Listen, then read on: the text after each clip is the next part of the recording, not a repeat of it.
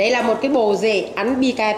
Thực sự là xưởng mộc Việt rất là có duyên khi được các cái đoàn phu săn tìm và đã may mắn gặp được cái bộ rễ này ở trên núi Trường Sơn đưa về. Thì các anh chị có thể thấy là nó đang ăn toàn bộ cả cái bộ rễ. Sau quá trình tổn thương do con sung và con kiến làm cho bộ rễ của cây gió bầu tổn thương thì nó sẽ tạo ra những cái tinh dâu trầm giống như thế này. Và các anh chị biết sao, bì kẹp có nghĩa là sẽ ăn hai lớp bì và kẹp chặt lại giống như thế này.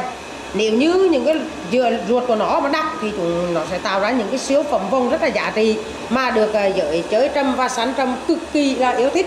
Bộ rễ này thì xưởng mộc Việt sẽ để nguyên như vậy và không ra hạt, mà sẽ để nguyên như vậy cho những anh chị nào có nhu cầu mình chơi sưu tầm trứng ở trong nhà, trong cửa, ở trong showroom, mang lại cái sự bình an, sự thịnh vượng, sự may mắn cho gia chủ của mình. Cái này thì xưởng mộc Việt cũng sẽ có đưa lên trên livestream mỗi ngày. Mong là các anh chị xem được video này, theo dõi và sưu tầm được nha. Cảm ơn các anh chị.